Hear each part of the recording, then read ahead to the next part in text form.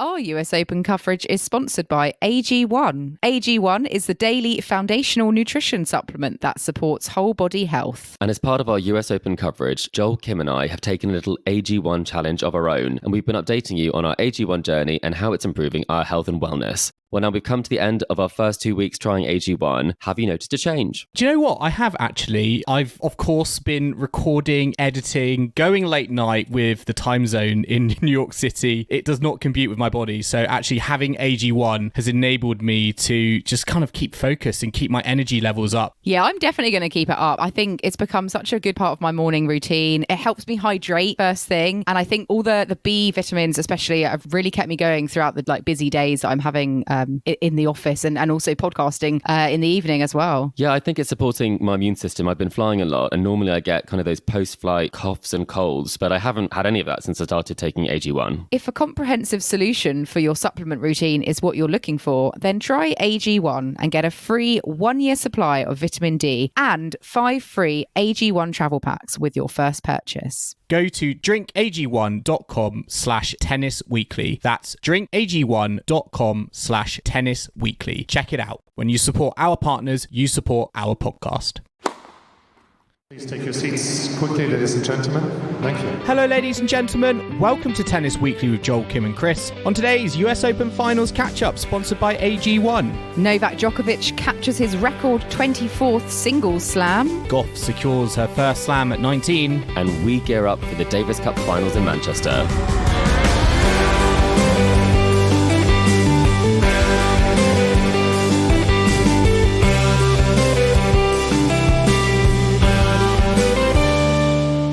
Kim, Chris, today is the 11th of September and we are here to catch up on the finals of the US Open at Tennis Weekly HQ.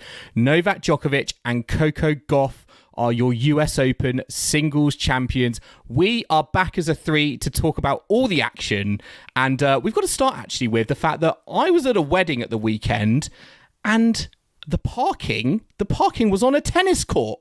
It felt like it was like the whole world of tennis had been violated. Sounds very posh. What sort of court was it, Joel? It was a grass court. No. Oh. That's going to leave a mark. What would the Wimbledon grounds crew think of that? I know, right? Sacrilegious. I did take a photo, but I actually didn't want to share it on tennis Twitter because, I did feel like it had sort of had violated. Someone's going to get fired. You thought maybe you'd, with that power we have on Twitter. Well, all I will say is the ground was quite firm, so it wasn't like cars were sinking in and making tyre tread patterns into the grass. But nonetheless, I was a little bit sad inside. Goodness, I hope no one tried booking the court. They'd be very disappointed if they were trying to play.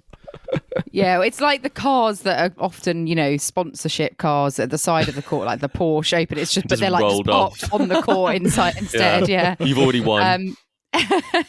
Joel, we have had quite a lot of dry weather, so yeah, it wasn't a bog for the cars trying to park, but I think it's going to rain quite soon. But I see you've actually moved house recently, and I know you used to get very hot and sweaty doing the podcast.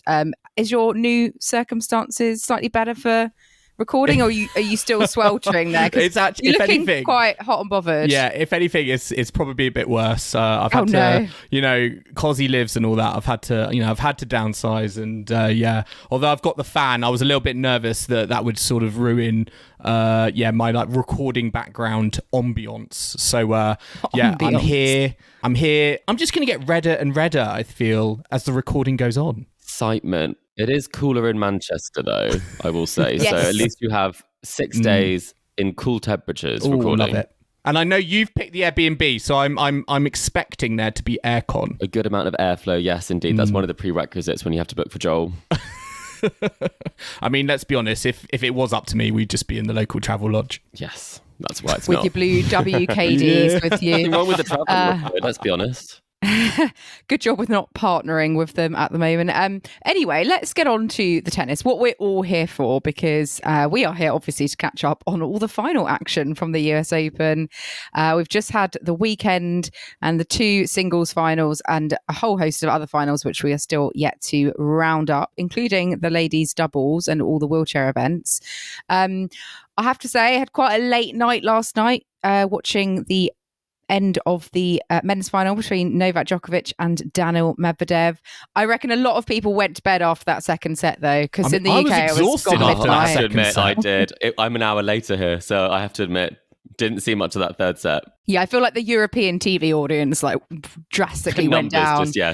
Plummeted. Yeah, once Djokovic won that tie-break, he got a 2-0 lead, and I think it seemed somewhat unlikely at that point that Daniil Medvedev would win 3 straight sets to come back. Unless your name is Jürgen Meltzer. Jürgen Meltzer being the only person I think to have beaten Djokovic from 2 sets down at a Grand Slam. Yes, Yes. Goodness. That statistic just gets wheeled out, I think, every time Novak Djokovic goes 2 sets to love up. But it did feel a little bit like a foregone conclusion, didn't it? Once that second set had been, let's be honest, stolen by Djokovic from Medvedev, who he would have been ruining his missed opportunities, I think. Yeah, absolutely. And that second set, 1 hour and 44 minutes just for a set. Ridiculous. Is that the longest set of all time? I didn't see any stats on that, Yeah, but I do think that's longer surprised I than... hadn't, though. It must be one of the longest. It must also be longer than Taylor Fritz spent on court for any of his first 4 matches. Yeah. Yeah. And I mean, during that second set, we saw Djokovic looking a bit...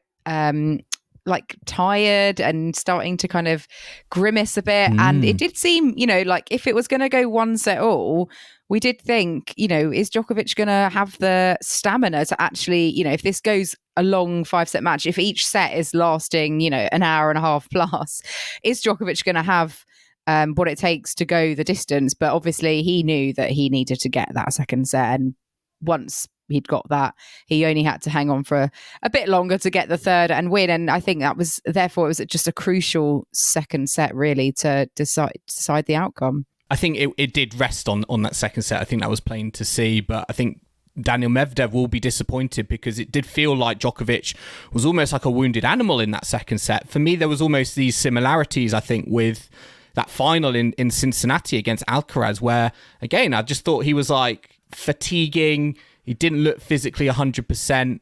And then he just sort of pulled it out the bag. And I think there was a similar kind of narrative here in terms of the fact that, after that kind of, first set and a half, I thought we were just kind of going on a stroll with Djokovic to a 3-set victory. But Daniil Medvedev really brought it back and really fought, particularly in the second half of that second set. And I think he'll be very disappointed with how he didn't go on to win that, because I can't feel like I'm the only one, but I genuinely sense that if Medvedev had won that second set, the momentum shift would have been huge, and I would have put Medvedev going into the third probably as the favourite for the match. Well, I mean, that's quite bold favourite for the match given some of the situations we've seen Djokovic get himself out of. But he did say himself in his post-match press conference, Djokovic, that he didn't think he played the best tennis in that set, or that he deserved it. He thought that Medvedev really did. And we've seen that so many times before that, the great champions are able to find a way to edge it, to win. And when it came to the tiebreak, he was able to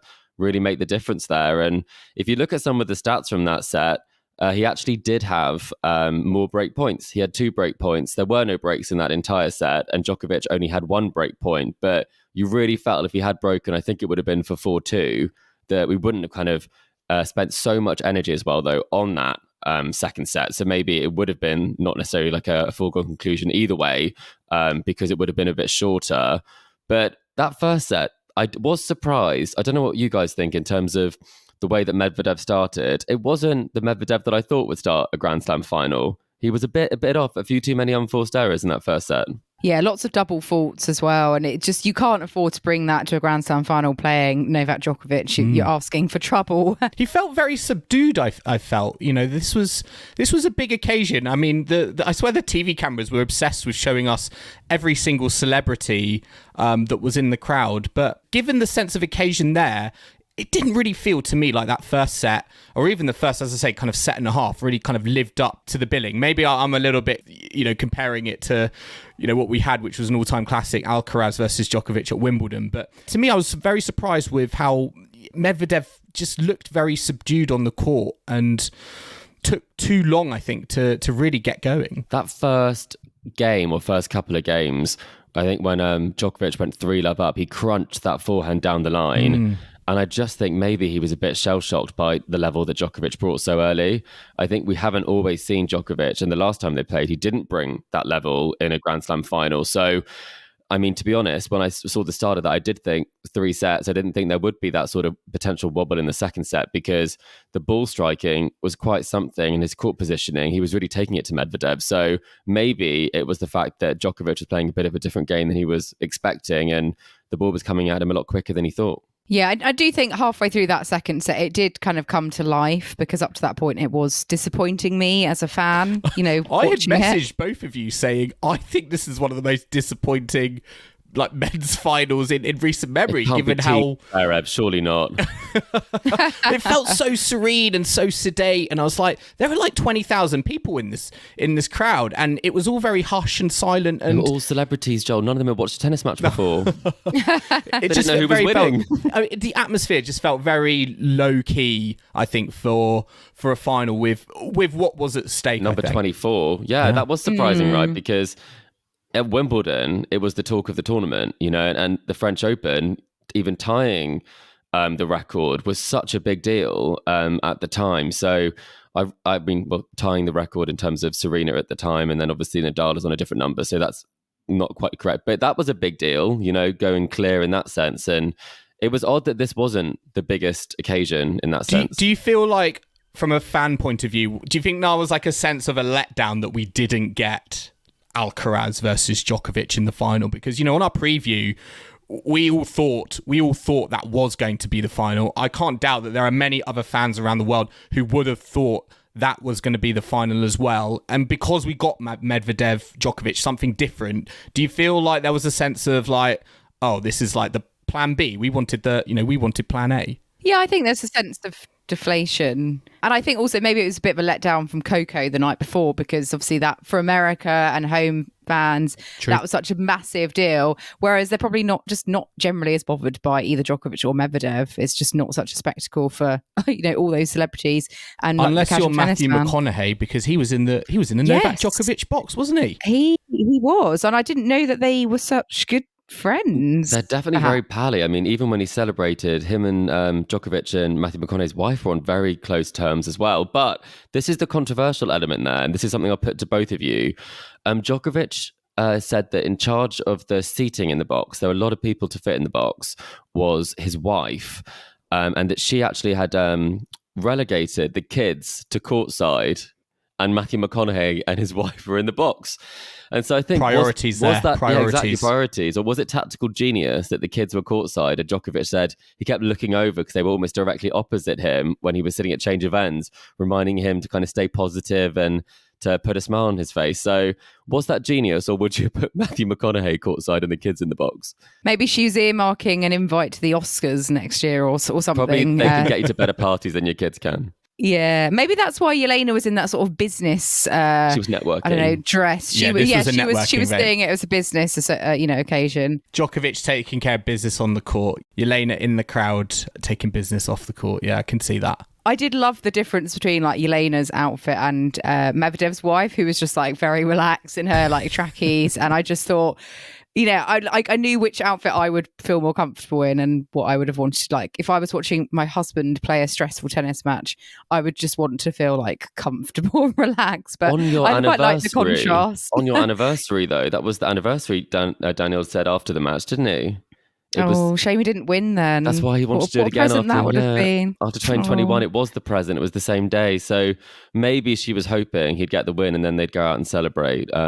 Well, I feel like if he wanted to do that, then he needed, I think, to address the fact that, I mean, Novak Djokovic tactically in this match, it was quite clear serve and volley was working very, very well for him. And Daniil Medvedev just felt like he did not learn. It's not like this is the first time we've ever seen Novak Djokovic serve and volley, but the fact that Medvedev his return position on serve was just so far back. It was a real open invitation for Novak to come forward, and it really, I think, did the damage throughout the match. And I don't necessarily feel like we sensed Novak Djokovic as a serve and volleyer, but in this match when maybe he felt like his fitness levels weren't at 100% and he needed to keep the rallies short, particularly against someone who's got the octopus-like defensive capabilities of a Medvedev, that was the go-to play. Yeah, I think it was. I think it makes sense when he's so far back and he's not really showing many signs of looking to move up the court himself. I think you have to kind of question again, not being able to change up the tactics. That's something where he mentioned that in the Alcaraz match, that everyone said that you won't beat Alcaraz playing from that far behind the baseline, and he did. He's obviously played that far behind and he's beaten a Djokovic before when he was going for the Grand Slam. So I think it was tactically a sensible thing for Djokovic and not something that's too surprising. Like we've seen him do that against Nadal on clay previously to great effect. And that is a way you can get past someone who is retrieving very well. But the thing about that, you've got to do what Coco did in that third set against Sabalenka. You've got to lock down the unforced errors. And Medvedev was making just a few too many. And I think that's kind of the big point there is if you are playing that far behind, you have to be the wall that he was in the semi-final. And I don't think it quite clicked for him today. And I think that Djokovic was able to take advantage of the net. Yeah, what works for, against other players just is unlikely to perhaps work against, the greatest of all time.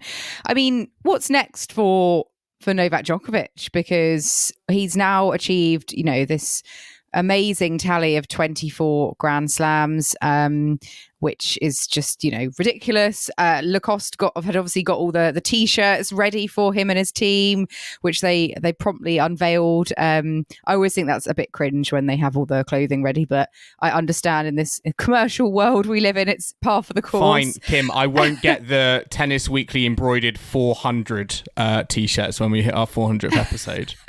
Well, It'll just be for me and Chris. Well, don't get it done just yet. What if we don't make it to 400? Well, exactly. That's preempting oh, it, okay, isn't it? I'm preempting it. Okay. Do it on the night. Okay.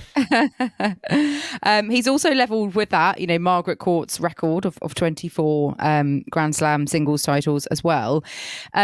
What I also think is very impressive, this is the third time he's won 3 of the 4 Grand Slam Grand Slam titles in 1 year. He's the first person to have done that. It's the 4th time he's done that. So, the records keep falling. How many do you think he is aiming for now? I think 25 is obviously, the next one. It's a nice sort of kind of rounded number, if you like. But do you think he's got a particular target, or do you think, what is the one thing he is going to be gunning for now that he's kind of got the all-time record for the men's anyway?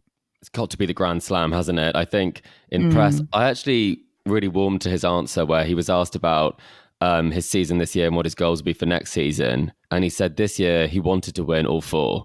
And I think it's because he has such high expectations for himself. And so he said you could look back at that Wimbledon final and have a little bit, of regret or feel a bit like you could have done something a bit differently. But he said if someone said to him at the start of the season, you can sign here and you'll win 3 majors and have a final, he would take it. So I think that's quite a healthy attitude to have. You want to do it all. And if you don't, you still want to do as best as you can at everything. And looking at next year, why would the goal not be to win 4? Why would the goal not be, 25, 26, 27, 28 next year, which is, truly scary that there's no talk of retirement, obviously, because he's at the top of his game, playing some of the best tennis of his career. So it's a very odd one because normally you'd have this conversation, when it comes to the potential much earlier in someone's career, not when they're 36, thinking, hang on a minute, if he's won this many since 2018, that was only 5 years ago. Where will he be, in 5 years now? It's mad. It's interesting you say that, because is that a commentary on the state of the ATP tour at the moment? Because it just feels like we've got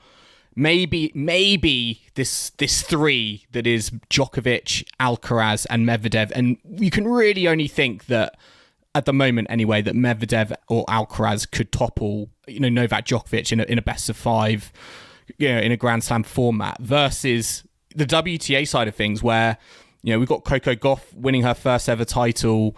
It feels like it's a lot more anyone could beat anyone in that sort of potentially in that kind of top 8. And as a result of that, it just doesn't feel like Novak Djokovic has that many competitors, really, I think, going into next season. Yes, obviously, we hope to see Rafa back as well. But the fact that I think there's just so few rivals, genuine rivals around him, means that I also can't see why not of reaching a a calendar slam, because, he's going to be motivated, I think, by how close he has come. I mean, he could have so many more, couldn't he? Yeah. I find it always amazing when it's like 24 and counting, and that and counting to me is just a testament to his longevity on the tour. I don't think Goran Ivanisevic, has said that Novak is planning to play the Olympics in 2028 in Los Angeles. Quick maths. I couldn't tell if he was joking or not. No, he won't be joking. That's not even like the next Olympics. That's Paris next year. Like, that's obviously he's never won the gold medal in the singles. So that would be, I assume, also a goal for Djokovic to tick off. Oh, a golden slam next year. That's going to be the goal then, isn't it?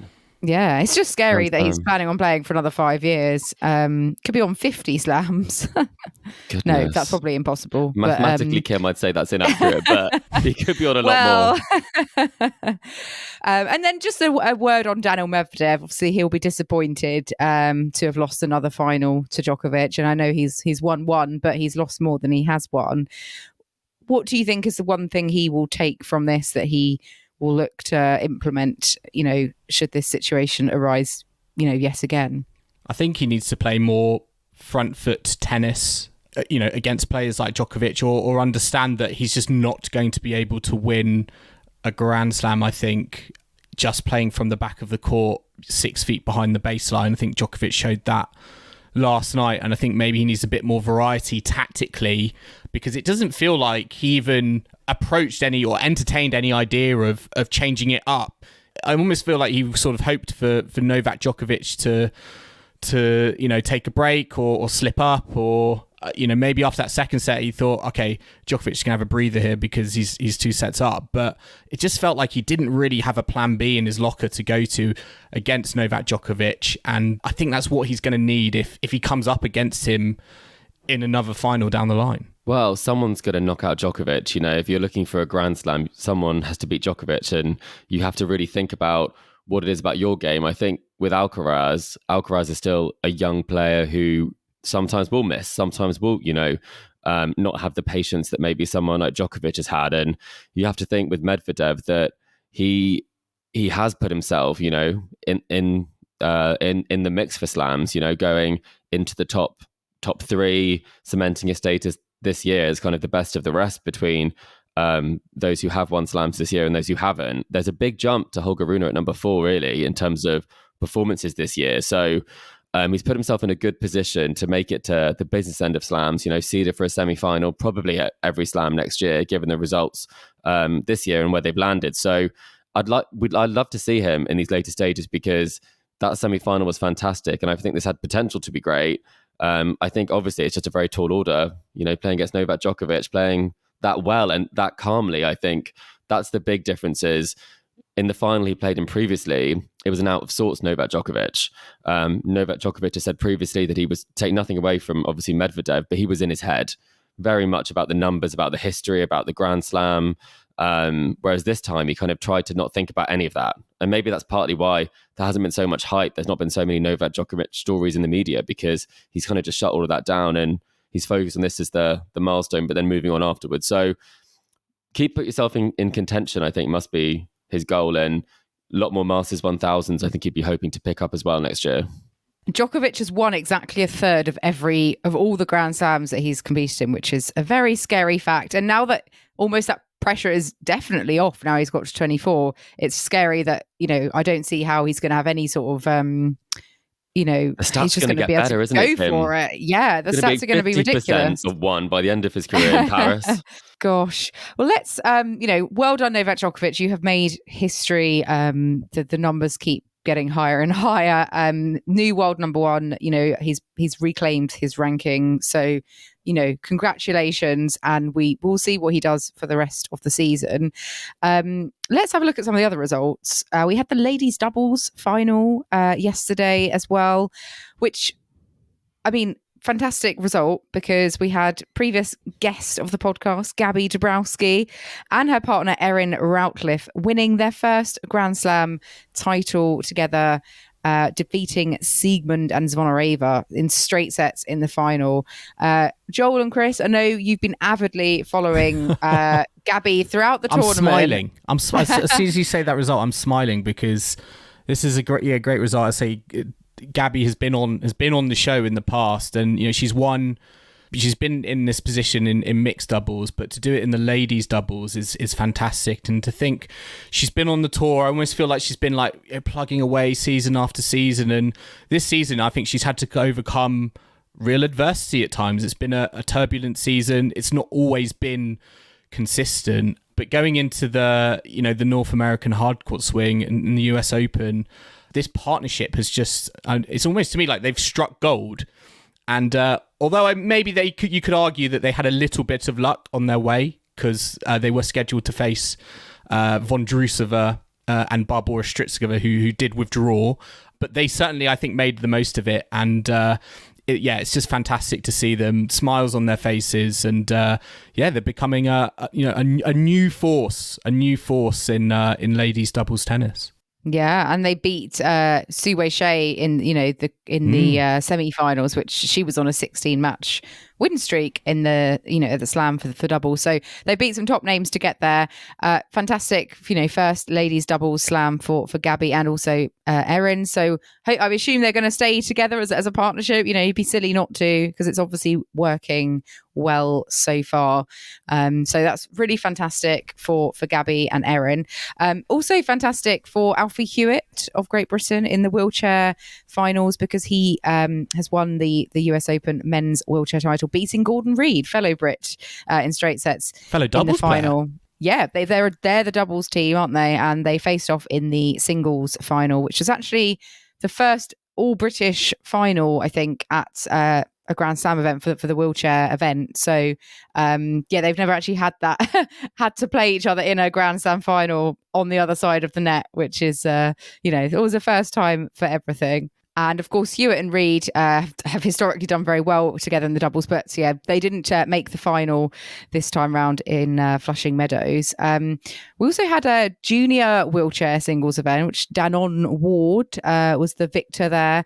And we also, Joel, I know you're a big fan of Dida de Groot in the wheelchair women's event. She won the singles yet again. She's on an absolute roll. She's just the queen of the wheelchair event, just winning titles left, right, and Roger centre. Federer. I said this the other day, or as Chris the corrected me, the Novak Djokovic. Djokovic. Right, exactly. Yeah. But I think we're quite split, because I quite liked. I don't know if any of our listeners saw this. Dida de Groot got her moment on Arthur Ashe during the US Open men's final. I quite liked it. They let her come on and celebrate her trophy in front of all the celebrities and in front of a packed crowd.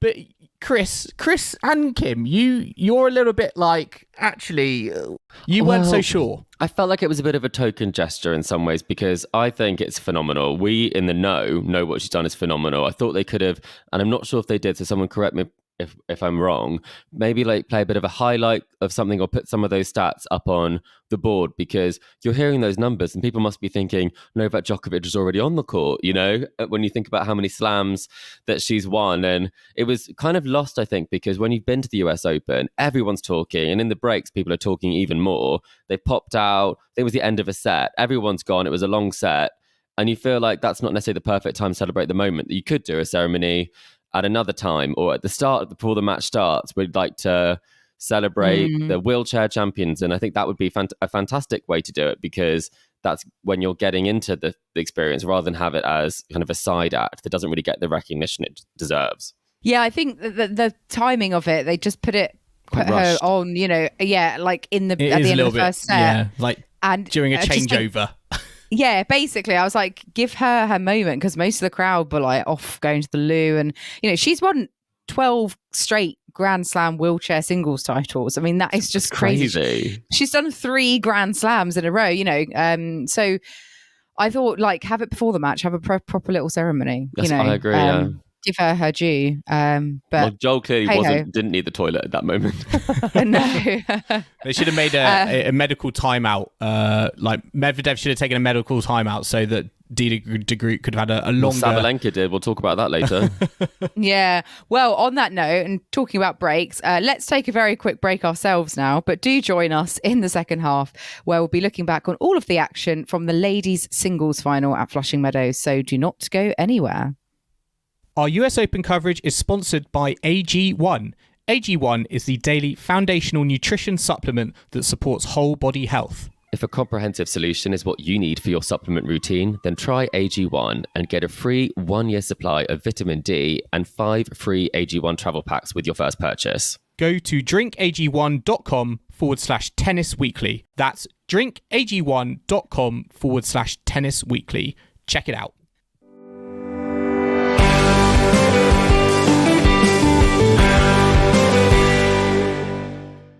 Welcome back to the Tennis Weekly podcast, sponsored by AG1. And now we're going to move on to looking back at the ladies' final from Saturday evening. Coco Gauff against Aryna Sabalenka. What a fairy tale story kind of happening here with Coco Gauff winning her first Grand Slam title, coming from a set down to win in 3. 2-6, 6-3, 6-2. She's had an incredible summer and she's had the perfect, end to the US Open series. First Grand Slam title. Chris, you must be ecstatic. You predicted this one slam too early, but now, who's laughing now? Bet you're chuffed. I'm so happy for her. I think she is such an incredible ambassador for the sport. I think she's so well liked and for such good reason. I think she holds herself and behaves in such an exemplary manner. And I think everything that she has done kind of exudes class when it comes to the way that she has behaved in the wake of a lot of adversity at times. I mean, for someone so young, there's been a lot of people who've had something to say about her. And I think at times we also have, and whether that's been positive or negative always, I think it's amazing to hear how she handled that to come out with this triumph, because she said, and she talked about this when we was asked, when did something change? Because we talked about this being Coco 2.0. And she said after that first final, she really felt like the overwhelming feeling she would be feeling would be relief, not happiness. But a year later, when she was playing at the French Open and she didn't get the result that she wanted in the quarterfinals, and then she had the further disappointment of Wimbledon, she actually started just playing to enjoy it much more. The pressure was off. And she said relief is probably the smallest emotion she felt after this. It was just pure joy. And I think that was what was so great to see, is that something's been lifted from her and she's done it. She's proved to everybody that she was the talent they thought she was at the start. And anyone who's doubted that, she made a point to say that the haters out there, she said, to those who thought you were putting water on my fire, you're really adding gas to it. And now I'm really burning so bright right now. So I thought it was incredible. I think the nature of it was, so dramatic. And the way that the whole summer's been dramatic, I feel. It's a whirlwind. And Joel, we have to give you recognition. Joel did put both winners down for not for collector sets. Sorry, that was inaccurate. For predictions, you got both winners and the finalists for the women. Slam spoon of shame is not coming my way. No, it was an incredible achievement from Coco Gauff, and this summer's just been incredible, and it's been fantastic to see. And I think for Sabalenka, she's got the silver lining that she's going to be the world number one on Monday. But I think what's so exciting to me is that I think if a few months ago we were talking about like a new big three for the women, and we were talking about that being Krejcikova, no, like Swiatek and Sabalenka and and Rybakina, and the fact that Coco Gauff is now going to be in the top three from Monday, it just, I think, adds another name and adds another level of depth, I think, particularly at that very top and that quality at that very top of the WTA rankings that I just don't think exists at the moment on the ATP Tour, and it makes it very, very exciting. And for Coco Gauff at 19 years old, it's an incredible achievement given she's been on the tour. She's been on the tour for a while now. 5 seasons. She burst on the scene, Wimbledon with that, that victory over Venus Williams, she's still got so much time. And Carlos Alcaraz, was 19 years old when he won his first Grand Slam title, US Open last year. So there are comparisons. I think something I want to debate, and it's kind of the inevitable comparisons that we have, in terms of the nature of Emma Raducanu in her third tournament winning it, and then Coco Gauff has had a very different path. He's been an absolute sort of staple on the tour. She's won smaller titles first. She's proved herself on the doubles court. She's now the world number one in doubles as well. And it seems like this has been a story of building towards this. And I guess the question I put to you guys would be, in terms of this story, do you think this sets up Coco for further success because she's already been in a final. She's experienced life on tour. She's experienced disappointment. And she's growing into kind of a much more well-rounded person who's much more able to deal with what's about to happen now for her, where she was she was a big ticket name before, but now she's going to be a global superstar. Yeah, she was already globally, so well known. I think a lot of my friends who don't know tennis, they at least know Coco Gauff, along with the likes of, Federer and Djokovic and Rafa and, Serena. She's one of the names that, because she broke through, I remember her first Wimbledon, just sort of captivated the British audience just watching her get to the fourth round there. Her celebratory tweet, I think, from the Obamas has got like 500,000 likes on what was formerly known as Twitter, as everyone says now. But I guess the question is it going to amp up even more with a Grand Slam victory? You think the pressure or the celebrity around it? Because I think that's something that I think is interesting, because if you're able to handle all of that she's had to go through so far, I think... And play doubles on top of it. Yeah, and she's really... I mean, nothing is harder than before you've hit the big time and you've achieved it. I think that's for every player, and that's why, players say that once you do win a Grand Slam, it is something that can be quite freeing, and at times... there might be more pressure coming to the Australian Open, but she still knows that she's won a slam. I do think, that maybe people were going to cut her a break after this. She's won it. She's turned the match around. But I was super shocked on the coverage I was watching. I have to admit, as I am in Denmark, it was not Sky coverage. It was Eurosport still. But the first thing that Mats Wilander said was that her forehand was terrible in the first set. And then he said that it wasn't a very good match, and that she really needed to win that match because otherwise he wasn't sure what would happen for her. And I was like, hang on a minute. We've just heard her do her speech about all the haters, everything she's been through. And you can't just say she played a really great match to turn it around, or something that would be, she didn't start as well. Yeah, and I think that's that thing where she says that she reads it all, she sees it all. And if you're able to turn that into a positive, then whatever comes next, I think she's definitely cracked the code to taking positive and negative things and turning them into something that motivates her to do something really impressive. But a question I do have, Sabalenka in this match, she really took the game to Coco in the start, really imposed her game on her. She wasn't making every shot she went for, but she was taking the time away from Coco. Was this a match that she could have won in two? And was the turning point that second set when she was broken early and then Coco consolidated the break? Because it did look like we were maybe heading for a straight sets loss at one point in that match. Yeah, because if I remember rightly, Sabalenka had a break point early in the second set, and I thought, oh, okay, this could be quite a quick match actually. But we so often do see, that momentum shift. If a break point is saved, it can swiftly go the other way.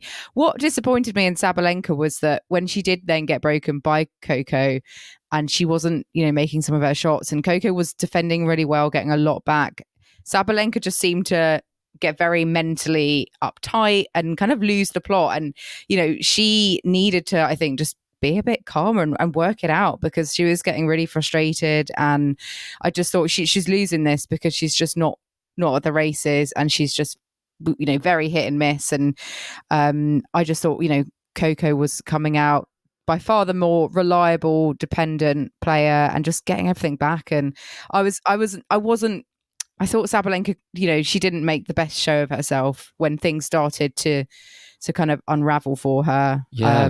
I think it was on her racket, to lose, and that's what she did. I think she panicked. When she started to miss more than she made.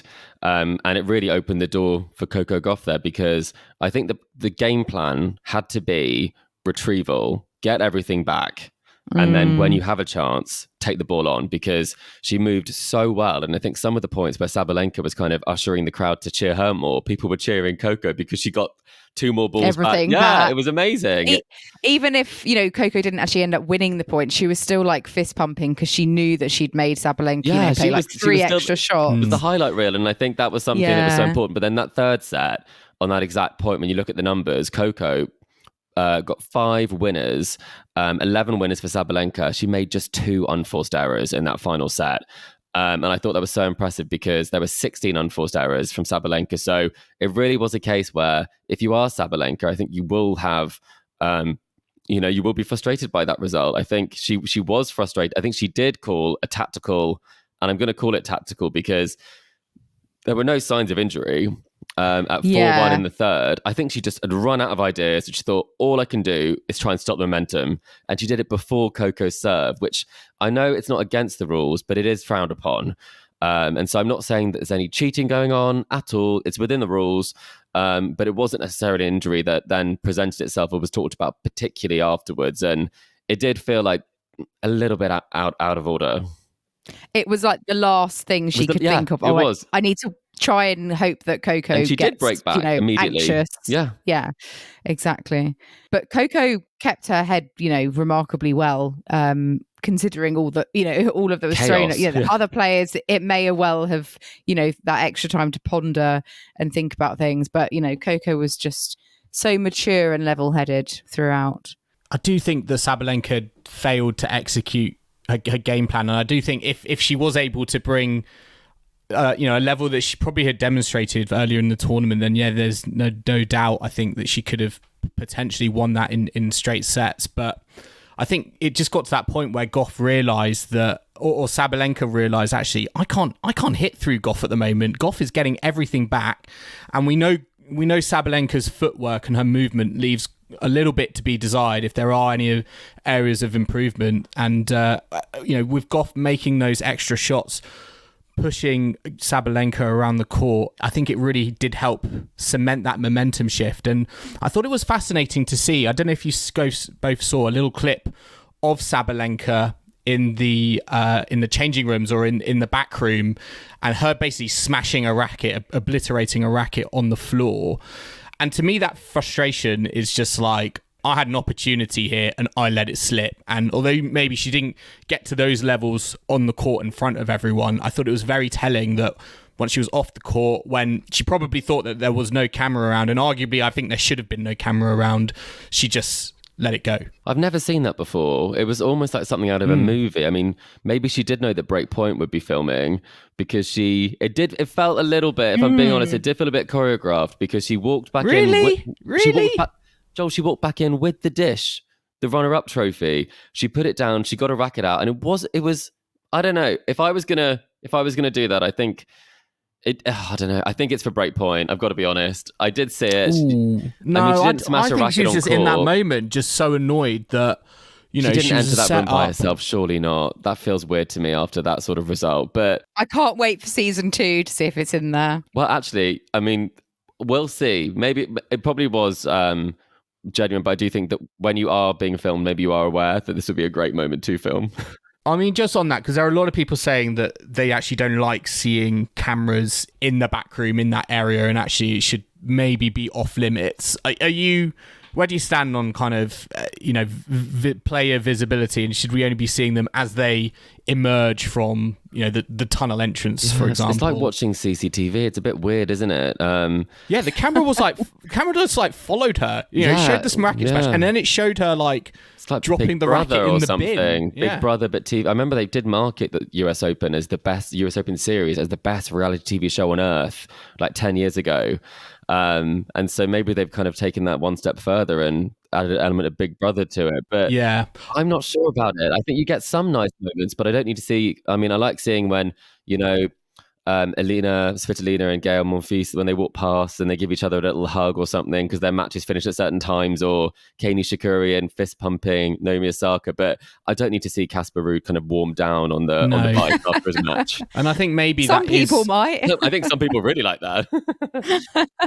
I mean, maybe that is a result of Breakpoint and this access all areas feel. And I get it that there are moments where behind the scenes you want to let fans in on that, but I also think there are moments like this Sabalenka moment, which to me looked very personal, a very private moment, a moment she probably didn't want to show on the court. That's why she did it out back. That I'm not sure a camera should have been there, and I'm not sure it should have been shown on social media. I don't think we needed to see that. I think people are aware probably where cameras are there, if I'm really honest, because she almost put it directly into the middle of the shot. But that's my theory, that's Joel's theory. But you can also have great moments that aren't in behind the scenes as well. And I think that's something where Coco Gauff really shone, because in the ceremony and everything that happened, she made it so uniquely her own. I thought it was kind of wonderful the way that when she did win, she then tried to FaceTime her brother, who actually didn't pick up. And then eventually he did pick up. And then the best part was that she was speaking to him and she thought, oh, that the people in the suits are going to talk for a bit, so I can speak to him for a bit and then I'll join the ceremony. And then she got told, no, you got to go up, stand up and listen to them. So that was quite refreshing. And then the moment that I loved, I wonder if you guys saw this, where she got handed the $3 million check. And then Billie Jean King was there because obviously this is the 50 years of equal prize money for the US Open. And so they really did kind of make a shout out to that in that moment. And then Coco thanks Billie for everything you did, whilst holding her like £3 million check. So slightly different from when Billie Jean King played, but it did make the point. I also liked the Call Me Coco or Call Me Champion shirts that all her team obviously got out when she won. And it got me thinking, like, what other slogans could you have maybe instead of that? Because I feel like she's got quite a good name for like some fun like puns around Coco. Kim, it's got to be wake me up before you Coco. That would be good. That would be very Bit good. Of wham. Yes. Thanks, Joel, singing on the podcast. I'd rehearsed that. In the build up today, all day We today. could do we Goff it done, something like that, or like we Goff the win. I'm not sure if that quite works. I mean, Goff with the wind. What do you think's next for Coco Gauff? Do you think is it merch? The world number one? It is. She's selling that T-shirt on NewBalance.com. Oh, well, merch. Yeah, I know she hasn't got enough money. She's going to be a big earner, that's for sure. Do you think the world number one is now in her sights now that she is top three, or do you think she'll be kind of thinking about Grand Slam titles and getting more of them now she's got that first taste, as opposed to the ranking? Well, I just think the way that she's approached the summer and the way that she's approached matches is, as we talked about, enjoying the tennis, and these things will come. I think she will have those goals, and if you do win a slam, the goal is to win another slam, for it not to be the only slam that you win, obviously. I think going into the rest of the season, I think she'll want to make sure that she finishes as high in the rankings as possible.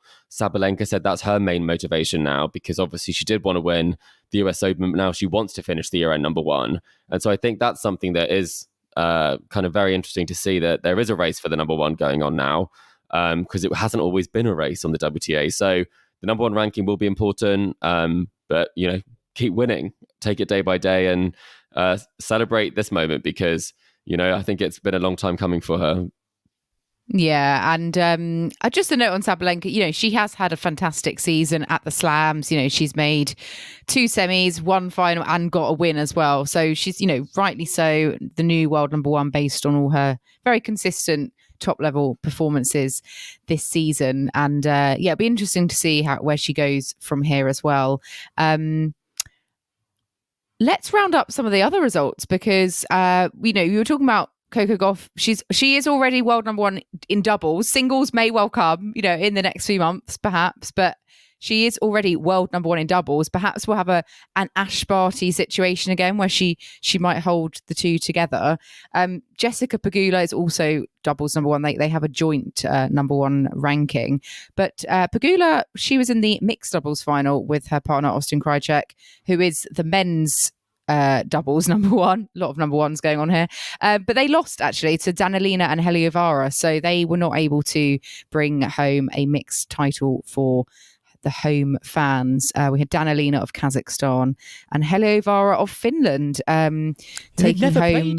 They'd never played before, I don't think. They just their first title. Scratch pairing. And I think, Pegula and Krajicek, they'll be disappointed, I think, in front of their home fans, and they obviously would have wanted to get the title, but congratulations to Danilina and Heliovara, because I always think it's just not easy defeating home favourites at the US Open and upset the party. Yeah, exactly. So great result for them. Pegula did make the joke at the start of the tournament that she wasn't worried about playing all 3 events because her and Austin hadn't actually managed to get past the first round in like 2 years or something on the mixed doubles. So I think they'll probably be quite pleased with the final. And interestingly, we have talked a lot about Pegula's scheduling. She has pulled out of Guadalajara, which she would be defending. So I think she's probably taking a moment after the craziness of the US Open to reset before potentially the end of season finals, maybe. Is that an admission that she plays too much tennis? Like, as we've kind of been saying here, three events: ladies singles, ladies doubles, mixed doubles. Is there an admission almost to that idea? Maybe her visa only lets her go to Mexico once this year, not twice, because obviously she's going to be country hopping. Maybe she is prioritizing some other tournaments in the season, and she's going to be very busy playing the end of season finals as well as the Billie Jean King Cup final. So I think probably players will be looking at their schedule now as to whether, they make the trip over to Asia first, or do they play some of the smaller tournaments in other places. So Pegula's likely to be playing both the end of season finals for the singles and the doubles, along with Coco Gauff, which and then the Billie Jean King Cup final. So maybe there's a lot of tennis there. Maybe it is time for a bit of time off. Still a lot of tennis to come. And you guys, no rest for you, either of you, because you are both travelling up to Manchester tomorrow for the Davis Cup finals. I guess it is up for me. Or was it more horizontal from Copenhagen? I'm not sure. I have to get my atlas out, Chris. Latitude, maybe. I'm sorry I can't be there to join you, but you'll be producing some episodes from your journey. Don't worry, you'll be missing out on me just gloating one final time, I think, in person about the Coco Gauff prediction to Chris. But first day he can get it out of the way. He gets a free pass. If he brings it up one more time, then we can focus on getting Jack Draper hopefully for an interview. No, exactly. Yeah, but it's I think it's really exciting. I saw a photo earlier of the GB squad, and there's a part of me that's almost like we've got the past, the present, and the future of GB tennis in one squad right now. It's very poetic. I know, with Andy Murray, Dan Evans, Cam Norrie, and then the future in Jack Draper. So is he the grandfather type that you put on Murray there? That's, I would say. But he's trying to go against that because he's clean shaven, and it doesn't. Again, he looks it just a lot doesn't younger. look right. It's been a bit freaky, hasn't it? It did, and I thought, wow, who's reposting like old pictures from Davis Cup galas? But I did see a picture of all the team, and I have to say, we had two of them wearing. Two were wearing trainers. We had three wearing brown shoes with a black suit, and just Jack Draper, Mr. Fourth round US Open 2023. I mean, he's in the black shoes, the black suit, and very James Bonder. So I think that maybe he's dressing to impress, but other teams hoping to impress. So the Swiss are there. We have Stan Wawrinka will be there. The French team are there. And the battle for the French #1 we can see live. Mannarino indeed. Kim will be there. Arthur Feet also will be there. Australia will be there. De Minaur will be playing, and Max Purcell. So we've got a very tough group, and there will be lots of people who will be hopefully interested in hearing about how that goes. And if you have a question, do let us know, and we'll put it to any player of your choice. No, we'll try.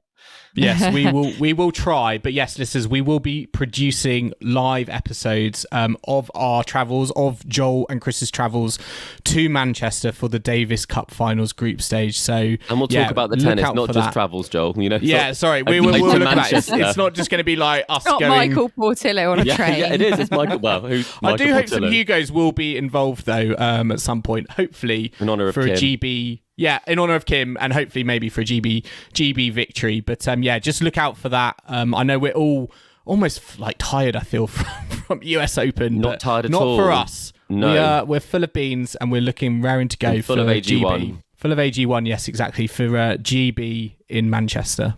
Well, I'm looking forward to hearing about it. I'm sure all our listeners will be as well. So that brings to a close, I guess, our US Open coverage. Joel, well done on your predictions. Clean sweep for Coco Gauff and Novak Djokovic as your champion. So can I just clarify, if I didn't get the slam spoon of shame, who did? Who was Chris it? Chris did. I don't think this is up for debate. I mean, very much Chris. I got 0 in collector set. You both got 2. And then when it came to predictions, I had Carlos Alcaraz winning. You both had Djokovic, and I didn't nail it in any department, unfortunately. Wow. So I said Sabalenka would win. That didn't happen.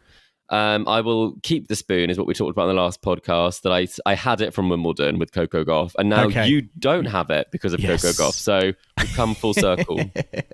Thanks, Coco. Yeah. Well, I'm slightly relieved, but Chris with the slam spoon of shame. And listeners, thank you so much for being part of our US Open journey over the last couple of weeks. Anyone who has supported the show by listening to us or following us, engaging with us on social Saying media. hi in New York. Saying hi in New York. I forgot. Oh my God, it feels so long ago, Yeah. Chris. You were actually there in New York City. Leave a dream. Yes. Just a big thank you from Tennis Weekly HQ to all of our listeners who've supported the show over the season. But we are going to wrap it there for our US Open round by round coverage. Listeners, I hope you have enjoyed all of our US Open coverage over the last fortnight with the Tennis Weekly podcast. Remember to subscribe to us to stay up to date on all the action still to come from the ATP and WTA tours. We are on Apple Podcasts, Spotify, and all major podcasting platforms out there. And if you like what you're hearing, then make sure to leave us a rating and a review on Apple Podcasts and Spotify. You can also follow us on social media or email the show. We're on Facebook, Instagram, TikTok, YouTube, and X, formerly known as Twitter. Our handle is @TennisWeeklyPod. And you can also purchase exclusive Tennis Weekly merch at etsy.com/shop/tennisweeklypodcast. Or if you prefer, do email the show on tennisweeklypod@gmail.com. And don't forget to check out our website, tennisweekly.co.uk. And we will be back later in the week with Davis Cup podcasts from Manchester. So I hope you can join us for that. But in the meantime, it's goodbye from Kim. Goodbye. It's goodbye from Chris. Goodbye. And it's goodbye from me. We'll see you again soon.